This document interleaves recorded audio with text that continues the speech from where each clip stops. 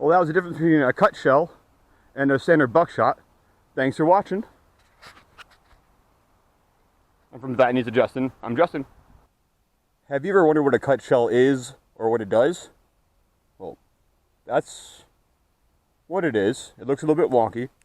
I've got two to show you.